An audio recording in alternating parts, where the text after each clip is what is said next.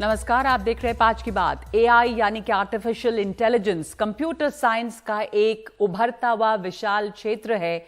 इस क्षेत्र में इंसान की तरह सोचने, काम करने वाली मशीन तैयार हो रही हैं और इसके कई बड़े फायदे भी हैं। मिसाल के तौर पे सेल्फ ड्राइविंग कार्स हैं, गूगल मैप्स हैं, फेस डिटेक्शन है। तो ये तमाम चीजें जो हैं वो एआई के फायदे हैं, लेकिन इससे जो खतरे सामने आए हैं वो बहुत ही गंभीर हैं। एक तो सबसे पहली बात तो ये समझिए कि 2025 तक 8.5 करोड़ नौकरियां जाने की आशंका है। लेकिन बात नौकरियों तक की नहीं है। विशेषज्ञों ने चेतावनी दी है कि एआई यानी कि आर्टिफिशियल इंटेलिजेंस से सभ्यता के विलुप्त होने तक का खतरा है। एआई के खतरों को लेकर विशेषज्ञों ने एक खुला खत लिखा है जिस पर 350 लोगों ने हस्ताक्षर किए हैं, जिसमें जेफरी हिंटन और योशुआ बिंगियो जैसे नाम शामिल हैं। जेफरी हिंटन को एआई का गॉडफादर कहा जाता है। तो तकनीकी उद्योग में हथियारों की दौड़ बढ़ाने में इसने मदद की है। इसमें कहा गया है इससे जो खतरा है वो परमाणु युद्ध और महामारी जितना बड़ा हो सकता है। तो ये एक बहुत बड़ी चेतावनी जैसी है। इसे सेंटर फॉर एआई सेफ्टी द्वारा प्रकाशित किया गया है। ओपन एआई और गूगल डीप माइंड ने भी इस पर चिंता जाहिर की है और माना है कि यह मानवता के लिए खतरनाक हो सकता है। इससे महामारी और परमाणु युद्ध जैसे खतरे पैदा हो सकते हैं। इसे कम करना वैश्विक प्राथमिकता होनी चाहिए। तो सबसे पहले देखते हैं कि एआई से खतरे हैं क्या क्या। तो एक तो मोटे तौर पे समझिए कि इसका इस्तेमाल जो है वो हथियार के तौर पर हो सकता है, क्योंकि गलत लोगों के हाथों में एआई का पड़ना बहुत ही विनाशकारी हो सकता है। वो इसे विनाशकारी बना सकते हैं। राजनीतिक अस्थिरता की इससे बड़ी आशंका है।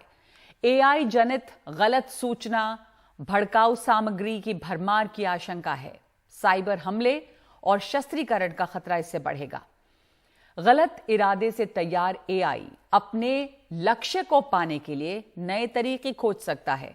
लक्ष्य के लिए कोई भी कीमत चुकाने के लिए तैयार हो सकता है। एआई सारे अहम कार्य एआई के हाथ में जाने से इस पर यानी कि आर्टिफिशियल इंटेलिजेंस पर ही निर्भरता बढ़ेगी और आर्टिफिशियल इंटेलिजेंस पर निर्भरता बढ़ने से इंसान खुद को संचालित करने की क्षमता खो सकता है।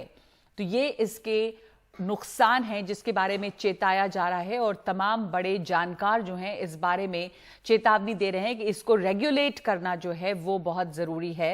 हमारे साथ जुड़े हैं इस पर चर्चा करने के लिए हर्षित कचोलिया जो पॉलिसी कंसल्टेंट हैं।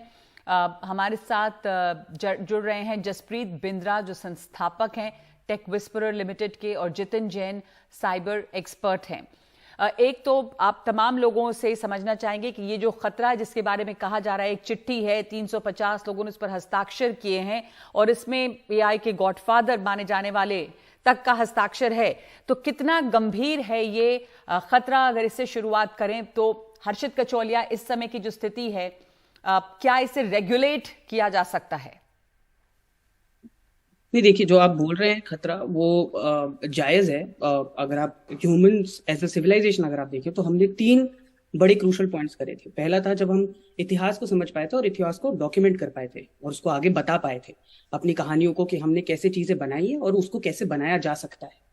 तो एक जानवर एक टूल बना सकता है पर वो ये बातें आने वाली जनरेशन को नहीं बता सकता। तो हिस्ट्री डॉक्यूमेंटेशन एक हमारा पहला जादू था जो हम सीखे थे। दूसरा था कि हम साइंसेस समझ पाए थे। हम ये समझ पाए थे कि पूरा जो हमारा ब्रह्मांड है वो कैसे चलता है और उसके पीछे क्या फिजिक्स है। ठीक है, यूजीन विग्नर की एक बहुत फेमस ऐसे था, unreasonable effectiveness of mathematics in natural sciences. उन्होंने बोला था कि ये जो प्रिंसिपल्स हम समझे हैं ये हमारा दूसरा सबसे बड़ा जादू था। अब तीसरा जादू ये है कि बहुत सारी ऐसी चीजें हैं जैसे कि युवल नोआ हरारी जो बहुत फेमस हिस्टोरियन है कहते हैं कि जैसे लैंग्वेज है, आपका दिमाग कैसे चलता है, कॉग्निशन है, आपकी इमोशनल इंटेलिजेंस है, ये अभी तक फिजिक्स और साइंसेस नहीं समझा पाए। तो जो एक तीसरा जादू है वो ये होगा कि ये जनरल प्रिंसिपल्स जो हैं हमारे साइंसेस के, इनको आप कैसे इनकॉम्प्रिहेंसिबल जो चीजें समझी नहीं जा सकती, लैंग्वेज, कॉग्निशन, उसमें आप कैसे अप्लाई करके पैटर्न्स समझ पाए। और अगर आप ये पैटर्न्स और प्रेडिक्शन समझ पाते हैं तो क्या उसके बाद आप ऐसी चीजें कर सकते हैं जो एक ह्यूमन ब्रेन या एक ह्यूमन कॉन्शियस माइंड बिना उस कॉन्शियसनेस के क्या आप वो चीजें एग्जीक्यूट कर पाते हैं। और अगर ये हो जाता है तो ये सच में एक ट्रांसफॉर्मेशनल चीज होगी, एक ऐसी चीज होगी नहीं, जिसमें पर हम ये ट्रांसफॉर्मेशनल जो होगी तो उसके साथ खतरे क्या हैं? और ये जो चिट्ठी है जिसमें 350 लोगों ने दस्तखत किए और जब चेताते हैं ये जसप्रीत बिंद्रा कि इससे जो खतरा है वो महामारी या परमाणु युद्ध जैसा हो सकता है, क्योंकि कोई चीज बहुत ताकतवर है तो उसका गलत इस्तेमाल या गलत हाथों में उसका इस्तेमाल काफी खतरनाक भी हो सकता है। तो ये कहा गया है कि वैश्विक प्राथमिकता होनी चाहिए इन खतरों को कम करना। क्या इससे सबसे बड़ा खतरा आपको दिखता है एआई, अनरेगुलेटेड एआई से? नगमा जी, जैसे हर्षित ने बताया अभी कि वो साइंसेस वाली जो बात है उसमें से जो, और आपने अभी परमाणु की बात की, न्यूक्लियर की बात, अगर आप न्यूक्लियर या परमाणु एनर्जी को देखेंगे तो उसके दो साइड, एक बहुत अच्छा साइड है, क्लीन एनर्जी, ग्लोबल वार्मिंग रोक सकता है न्यूक्लियर एनर्जी। दूसरा साइड है हिरोशिमा जैसे बॉम्ब एटसेट्रा और न्यूक्लियर मिसाइल, इस टाइप की चीजें। हर टेक्नोलॉजी जो आई, जब इलेक्ट्रिसिटी आई थी लोग बहुत डरे थे उससे। पहले 5-7 साल लोग इतने डरते थे कि जहां पे इलेक्ट्रिसिटी होती थी उसके नजदीक नहीं जाते थे, क्योंकि उसका भी अगर इलेक्ट्रिक शॉक लग जाए तो प्रॉब्लम हो जाएगी। तो हर टेक्नोलॉजी के दो साइड होते हैं, और हाँ ये जायज है कि इसमें भी इतनी फास्ट ये टेक्नोलॉजी आई है कि हम लोगों ने अभी तक समझ नहीं पाए हैं कि इसके बैड इफेक्ट्स क्या हो सकते हैं, और इसीलिए चिट्ठियां लिख रहे हैं लोग, जिन्होंने बनाई है टेक्नोलॉजी वो भी लिख रहे हैं कि इसकी रेगुलेशन होनी चाहिए। और इसकी जरूर रेगुलेशन की अभी जरूरत है। सब गवर्नमेंट्स बात कर रही हैं, इंडस्ट्रियलिस्ट बात कर रहे हैं, साइंटिस्ट, यूनिवर्सिटीज, पर जो एक फर्क है इसके रेगुलेशन का, कि जैसे न्यूक्लियर का रेगुलेशन ग्लोबल हुआ था, ऐसे ही, बिकॉज ये टेक्नोलॉजी का कोई बैरियर, कोई बॉर्डर नहीं देखती है। तो जैसे IAEA बनी थी, जैसे NPR नॉन प्रोलिफरेशन ट्रीटी हुई थी, ऐसे ही इस टेक्नोलॉजी के लिए हमें एक ग्लोबल रेगुलेशन करना पड़ेगा, और वही इसके लिए बेस्ट तरीका है इस टेक्नोलॉजी का अच्छा यूज करने के लिए। और इसके बहुत फायदे हैं जो हम इसमें से निकाल तो सकते हैं, ग्लोबल वार्मिंग रोक सकते हैं। जी बिल्कुल, फायदे इसके बहुत हैं, लेकिन जिन नुकसानों के बारे में भी हमने बात की, और मैंने ये ऐसा नहीं कि हम बात कर रहे हैं, ये वही लोग जैसा आप भी बता रहे थे कि जिन्होंने इस तकनीक को या टेक्नोलॉजी को विकसित किया है वो ये चिंता जाहिर कर रहे हैं।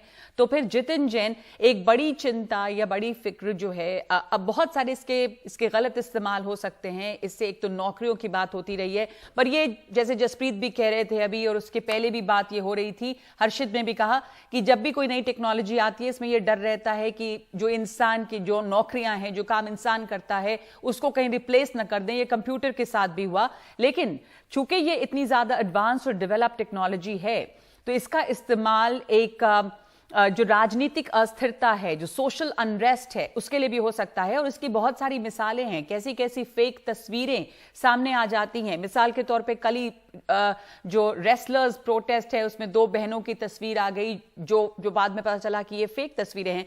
तो आपने बयान दिया नहीं दिया, आपके बयान आ सकते हैं, आपका चेहरा कहीं लगाया जा सकता है। एक सोशल अनरेस्ट, पॉलिटिकल इंस्टेबिलिटी के लिए भी बहुत ज्यादा घातक हो सकती है ये, अगर अनरेगुलेटेड है। नहीं नगमा, वो तो है। देखिए जो डीप फेक वीडियोस है, मशीन जनरेटेड वीडियोस, वो तो पूरे वर्ल्ड में भरमार है। जो सबसे बड़ा युद्ध इस समय चल रहा है रशिया यूक्रेन का, आपको याद होगा तीसरे दिन रशिया ने भी ये किया था। उन्होंने प्रेसिडेंट जेलेंस्की का एक फेक मशीन जनरेटेड वीडियो बनाया था जिसमें वो आत्मसमर्पण की यूक्रेन के सैनिकों से अपील कर रहे थे और कहा था मैं खून खराबा नहीं जाता, हथियार डाल के अपने घरों में लौट जाएं। और वो इतनी तेजी से फैला, जब कंफ्यूजन पैदा हुआ तो एक समय, क्योंकि अमेरिकन संस्थाएं, ये फेसबुक जैसे प्लेटफॉर्म उनके साथ है, उन्होंने सब तो प्लेटफॉर्म से बाहर कर दिया उस वीडियो को। मगर अगर मान लीजिए वो 4-5 घंटे नहीं पकड़ में आता और ये अमेरिकन कंपनियों का सहयोग यूक्रेन के साथ नहीं होता, तो ये पूरी संभावना थी कि आधे से ज्यादा सैनिक समर्पण करके चले जाते और युद्ध वहीं पे शायद खत्म हो जाता। तो इलेक्शन में चुनाव प्रभावित करने के लिए या सोशल अनरेस्ट पैदा करने के लिए फेक वीडियोस बना के दंगे भड़काने के लिए ये सब तो टेक्नोलॉजी का इस्तेमाल होगा, और ये पिछले 2-3 साल से हो भी रहा है। नौकरियां भी हो सकता है कई चली जाएंगी, हाई स्किल नौकरियां आ जाएंगी।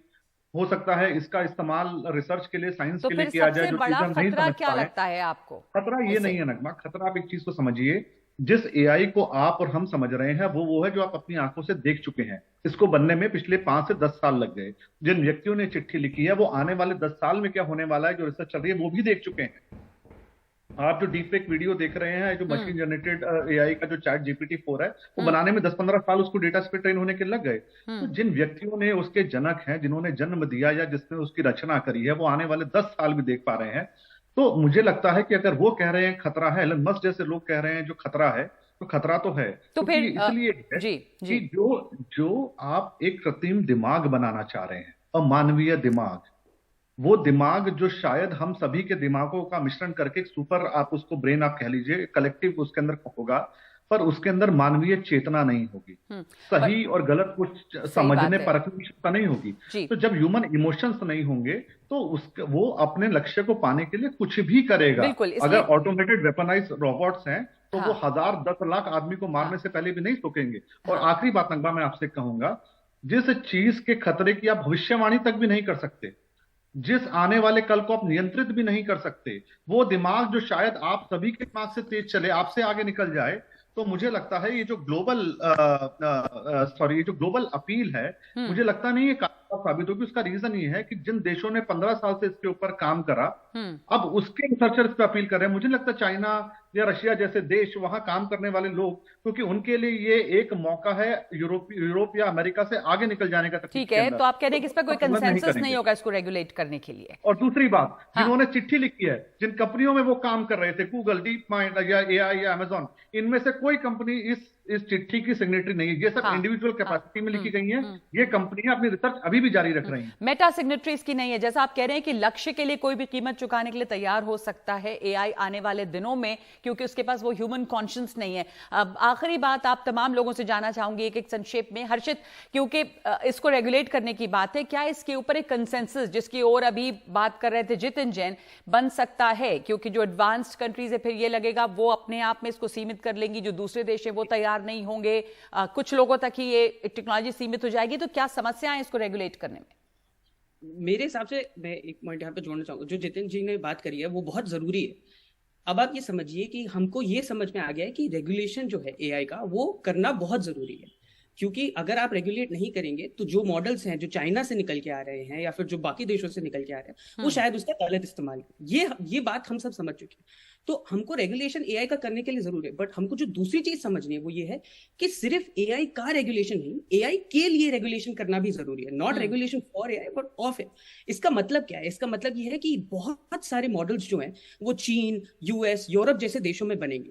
क्या इंडिया वापस एक इनोवेशन का बस मिस करेगा, या क्या इंडिया ऐसी AI मार्केट रेगुलेशन के लिए ऐसी बना सकता है जहां पे छोटे छोटे मॉडल्स इंडिया के अंदर इनोवेटिव तरीके से बनते? और इसमें मैं बस एक बात जोड़ना चाहूंगा, हमारे जो इंडिया स्टैक है, जो इंडिया ने जो डिजिटल पब्लिक इंफ्रास्ट्रक्चर क्रिएट किया है, उसने एक चीज ये समझाई है कि आप चीजों को रेगुलेट करने के साथ साथ उनके साथ इनोवेशन भी कर सकते हैं। ऐसा नहीं है कि अगर आप किसी चीज को रेगुलेट करते हैं तो आप उसके ऊपर इनोवेशन नहीं कर सकते। तो जो डेटा एम्पावरमेंट प्रोटेक्शन आर्किटेक्चर है, आप अगस्त में देखेंगे ये ऑलमोस्ट रेडी हो जाएगा। जैसे इंडिया ने ID और पेमेंट्स के लिए एक चीज बनाई है, वैसे डेटा के लिए भी, जिसके आप डेटा फ्लो कर पाए, उसका इनोवेशन और रेगुलेशन दोनों साथ में कर पाए, ताकि ये जो मॉडल्स हैं ये ना ही रेगुलेटेड हो बट ये इंडिया में बने, ताकि इसका इनोवेशन इंडिया में हो, वो तैयार हो जाएगा। और ये जो चीज है, इनोवेशन और रेगुलेशन दोनों साथ साथ होना चाहिए। अब जसप्रीत जी, ये जो एक ट्रीटी की बात इन्होंने कर दी है, आपसे आखिरी सवाल कि ये जो है ये ट्रीटी अगर होती है तो ये भी संशय है कि फिर से वो कुछ चुने हुए एडवांस देशों के हाथ में तमाम चीजें रहेंगी और बाकी देश इसके लिए क्यों तैयार हों? देखिए, ये पहली टेक्नोलॉजी है अभी तक जिसमें टेक्नोलॉजिस्ट कह रहे हैं कि इसको रेगुलेट करो। अभी तक जितनी भी टेक्नोलॉजीज आई हैं, पॉलिटिशियंस कहते हैं, सिटीजन्स कहते हैं, सिविल सोसाइटी, यूनिवर्सिटीज, पहली बार जिन्होंने बनाया है वो कह रहे हैं रेगुलेट करो। इसीलिए इसका रेगुलेशन की तरफ जो मूवमेंट जो है, जो मोमेंटम है, वो शुरू हो गया है और आई थिंक रेगुलेशन इस पे होगा। नाउ ये डेंजर है, जैसे आप कह रहे हैं कि जैसे अब G7 की मीटिंग हुई, उसमें 3 मुद्दों को लिया गया, यूक्रेन, चाइना और AI। लेकिन अब दुनिया बदल गई है, सिर्फ G7 रेगुलेट नहीं कर सकता, चाइना है, रशिया है, इंडिया है। मुझे लगता है फाइनली कि इस टाइम पे इंडिया की ये अपॉर्चुनिटी है G20 का लीडरशिप लेके कि एक न्यूट्रल टाइप का कंट्री इसकी रेगुलेशन की लीडरशिप ले, तो ये पूरे वर्ल्ड को यूनाइटेड रेगुलेशन हो सकता है, रादर देन सिर्फ एडवांस कंट्रीज या चाइना। जी, सिर्फ एडवांस कंट्रीज या चाइना नहीं, बल्कि जो न्यूट्रल देश दिखते हैं वो इसके रेगुलेशन की एक तरह से लीडरशिप ले सकते हैं। रेगुलेशन की जरूरत है, लेकिन रेगुलेशन में भी एक लोकतांत्रिक व्यवस्था होनी चाहिए। बहुत धन्यवाद आप तीनों का हमारे साथ जुड़ने के लिए इस चर्चा में। AI बहुत फायदे की चीज है, लेकिन इसके खतरे भी हैं अगर ये इसके ऊपर नियंत्रण नहीं होता है, और नियंत्रण भी कैसे हो उसके ऊपर भी एक समझौता जरूरी है। एक ब्रेक लेंगे 5 की बात में, और उसके बाद भारत और नेपाल की बात। दोनों देशों के बीच में हुए हैं कई समझौते।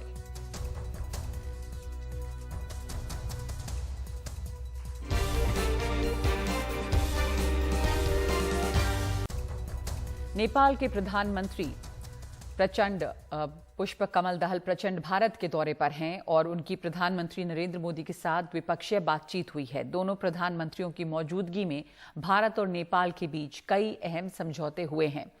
इसके साथ साथ रेलवे और तेल पाइपलाइन जैसी परियोजनाओं की नींव रखी गई है।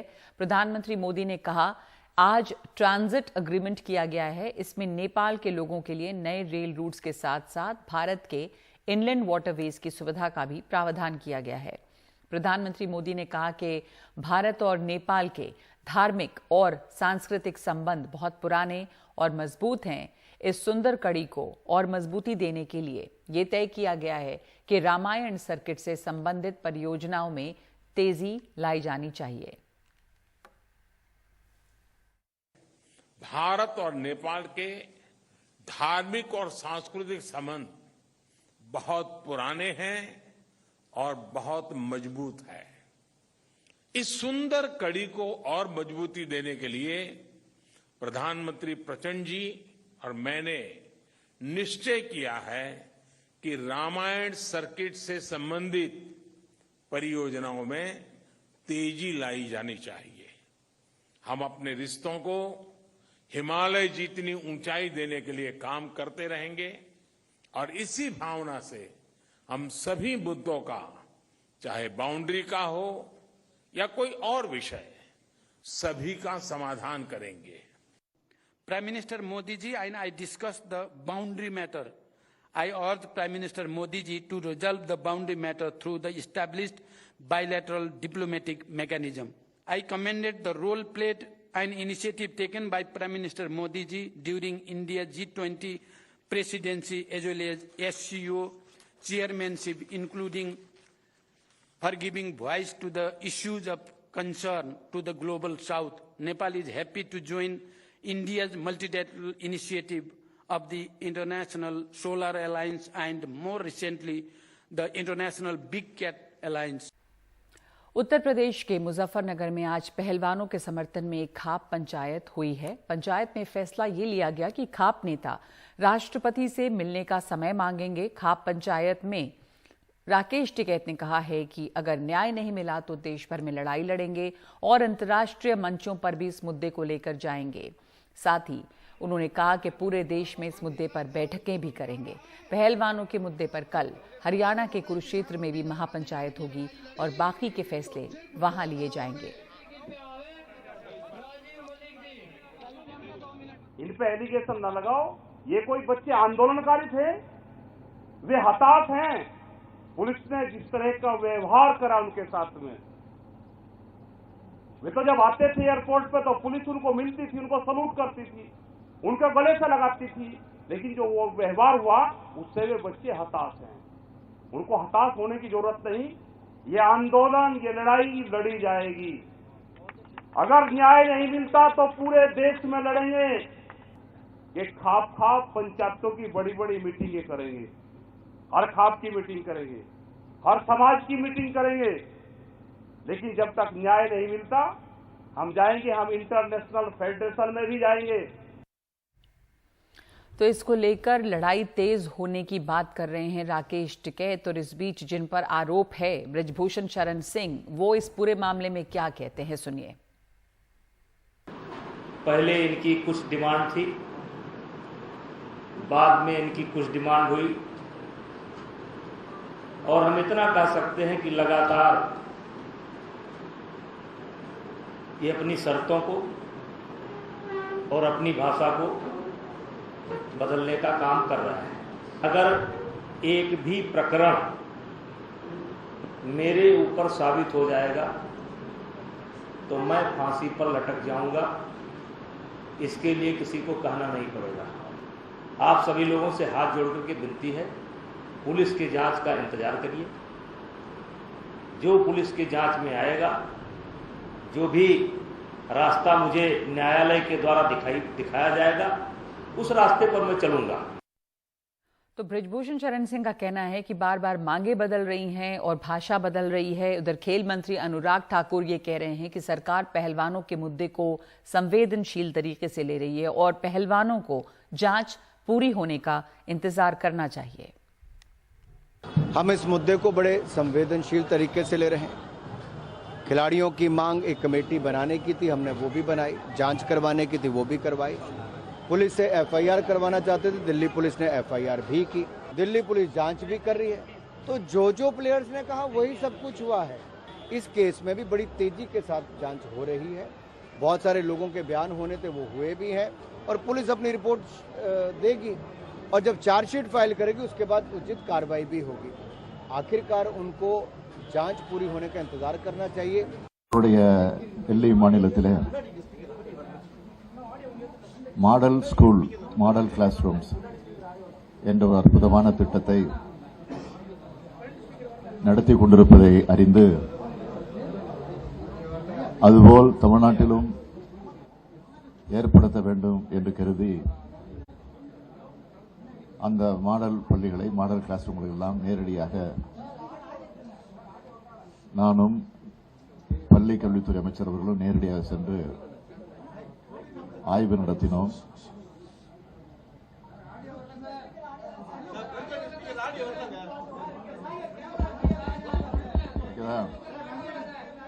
அதைத் தொடர்ந்து தமிழகத்திலே பல்வேறு திட்டங்கள் நிறைவேற்றப்படுகிறது. அது பெண்களுக்காக பல திட்டங்கள் நிறைவேற்றப்படுகிறது என்பது உங்களுக்கு எல்லாம் நன்றாக தெரியும். அந்த திட்டத்திலே ஒன்றாக மாணவியர்கள் பெண்கள் பள்ளி படிப்பை முடித்துவிட்டு கல்லூரிக்குள் நுழைகிற போது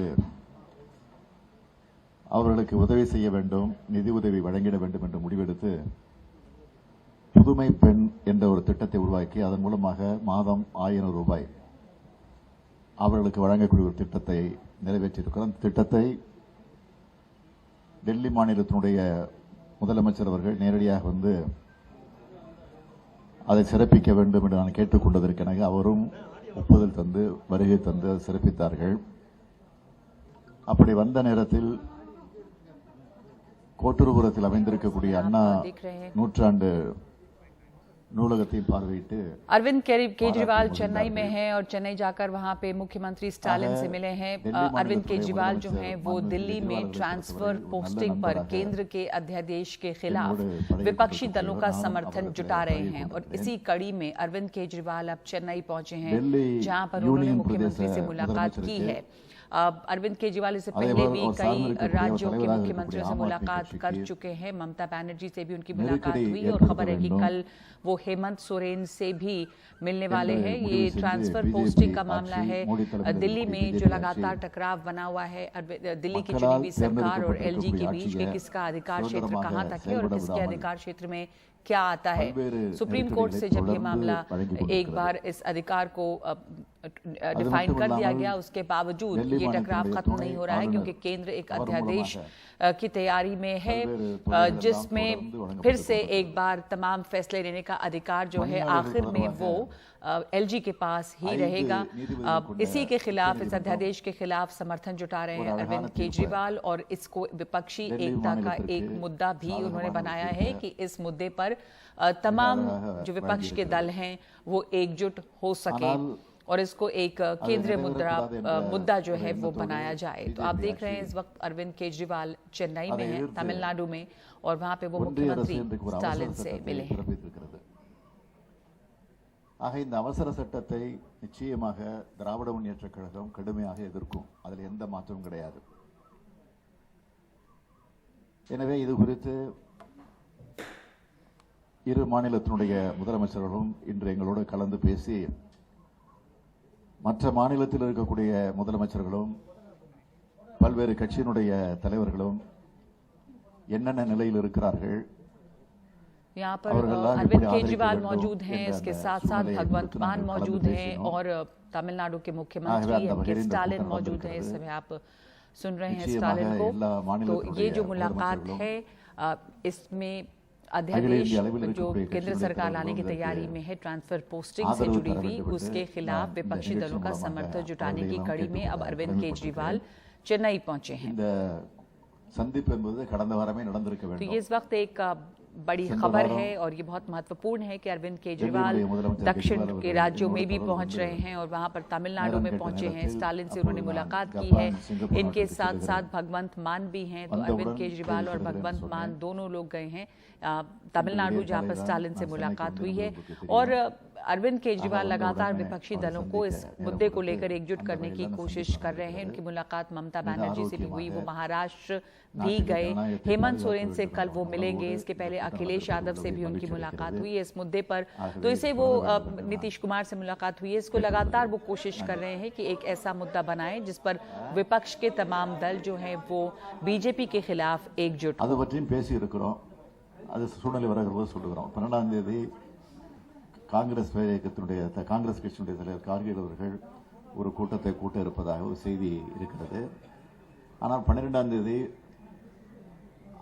நிதிஷ்குமார் அவர்கள் அந்த கூட்டத்தை கூட்டுவதாக முடிவு செஞ்சிருக்கிறார். ஆனால் காங்கிரஸ் கட்சியும் அதில் கலந்து கொள்ள முடியாத ஒரு சூழ்நிலை இருக்கு. காரணம் ராகுல் அவர்கள் வெளிநாட்டுக்கு சென்றிருக்கிற காரணத்தால். அதேபோல் 12ஆம் தேதி என்னை பொறுத்தவரையில் நானும் கலந்து கொள்ள முடியாத ஒன்றும் இல்லை. காரணம் ஒவ்வொரு வருஷமும் மேட்டூர் டேமை போய் திறந்து வைக்கக்கூடிய ஒரு நிகழ்ச்சி இருக்கு. ஆகவே தேதி மாற்றி வைங்கள் என்று நானும் சொல்லியிருக்கிறேன், கார்களும் சொல்லியிருக்கிறார்கள். இப்பொழுது மாண்புமிகு கெஜ்ரிவால் இடத்தில் நாங்கள் சொல்லியிருக்கிறோம். அவரும் அவரிடத்தில் சொல்லி தேதி மாற்றுவதற்கான முயற்சியில் நான் ஈடுபடுகிறேன், கட்டாயமாக மாற்றி வைக்கப்படும் என்று உறுதி தந்திருக்கிறார். இல்லை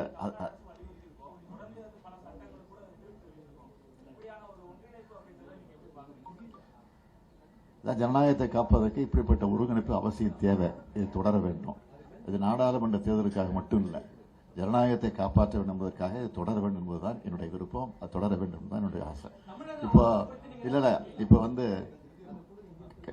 டெல்லி மாநிலத்தினுடைய முதலமைச்சர் திரு கெஜ்ரிவால் அவர்கள் உங்களிடத்தில் பேசுவார். Thank you so much, Stalin Saab. Today myself, Honorable CM of Punjab, Bhagwant Mann Saab and our team, we came to Tamil Nadu to meet Honorable CM of Tamil Nadu, Stalin Saab and his colleagues. I am very, very grateful, sir, for according us such a warm and affectionate reception. Thank you so much for receiving us. We discussed with him, as you all know, that after 8 long years of struggle in the courts, the people of Delhi won battle in the Supreme Court. On 11th May, the Supreme Court of India passed a very revolutionary order in favor of the people of Delhi. The Supreme Court said that there is an elected government in Delhi, and that too with a thumping majority.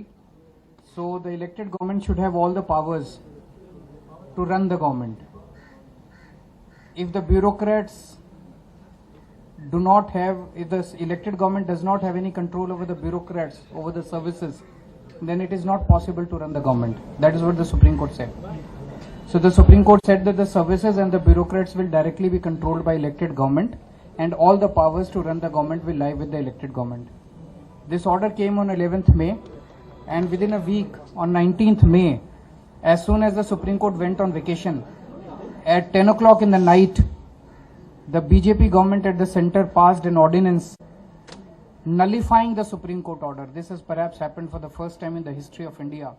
They completely nullified the Supreme Court order, and they reversed the Supreme Court order, and they again took away all the powers of the elected government to run the government. So now the elected government has no control over the bureaucracy and the services. This is unconstitutional, this is undemocratic. We live in a democracy, we have a constitution, and the constitution says that there will be elections, the people will elect their government, and the government should have all the powers to run the government. Now this ordinance will come in the parliament, in a monsoon session of parliament, which will start perhaps in the last week of July. This will have to be presented in parliament. BJP has complete majority in Lok Sabha, but in Rajya Sabha, BJP has only 93 members out of 238. If all the non-BJP parties come together, we can defeat this bill in parliament. So I have come to seek the support of Honorable CM of Tamil Nadu and his party DMK, that when this bill comes in parliament, especially in Rajya Sabha, this bill should be collectively defeated, as it is undemocratic, against the federal structure, it is unconstitutional. Together all of us should defeat this bill.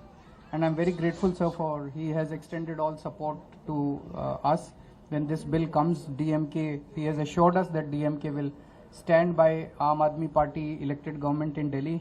The DMK will stand by the people of Delhi, and they will help us in defeating this bill. They will vote against this.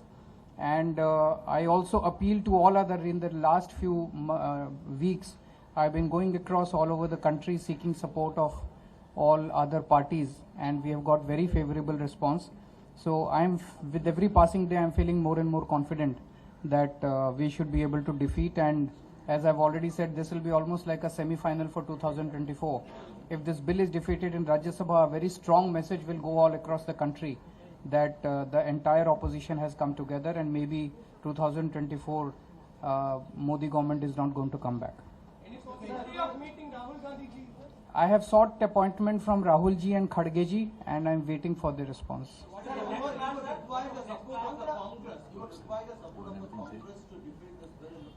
I am very confident that Congress should support this. There is no reason why Congress will not support it, because this is undemocratic against the federal structure. Amid attempts to bring about a united opposition, how much are you willing to accommodate the Congress demand for a joint united opposition candidate for 2024 Lok Sabha elections? We will, as you all know, that now all the opposition leaders are going to meet in the next few days. The dates and all are being worked out according to everyone's convenience. So there all the nitty-gritties will be worked out. Thank you. First of all, I'm very thankful to Honorable Chief Minister of Tamil Nadu, Mr. Stalin, and my ex-colleague in Lok Sabha, T.R. Baluji and Kanimoi. And we are here to seek the support of DMK for in Rajya Sabha to save the democracy. It's not about only about Delhi democracy or ordinance. It's to save democracy in entire country. So we are very thankful to all of Stalin Saab and Kanimoi ji, Baluji and their colleagues for warm welcome, and we are very happy to seek the support, and they said that this is unconstitutional. Actually, BJP running the non-BJP governments in the states through the ordinance or through the governor houses. Mr. Stalin have to fight with the governor. He's not signing the bills, and he's not reading the speech passed by the Council of Ministers. Same in Punjab. I have to move to Supreme Court to call Punjab Assembly budget session. So this is not fair for the democracy or federal structure. So we are here to seek the support of DMK, and thank you very much. तो केजरीवाल के साथ साथ भगवंत मान भी वहां पर MK Stalin से मिले हैं और सब मिलकर उन्होंने ये अपील की है कि उनका समर्थन चाहिए यहां पर, ताकि जब ये अध्यादेश आए संसद में तो इसको एकजुट होकर सभी पार्टियां जो हैं इसके खिलाफ में वोट करें और इस बिल को हराया जा सके संसद में। और ये भी उन्होंने बार बार कहा कि कैसे लोकतंत्र के लिए ये जरूरी है। सवाल भी पूछा गया कि कांग्रेस क्या इसका समर्थन कर रही है, तो केजरीवाल ने साफ किया है कि उन्होंने राहुल गांधी से और खड़गे जी से समय मांगा है मुलाकात का, और उन्हें उम्मीद है कि कांग्रेस उनका समर्थन करेगी इस मुद्दे पर।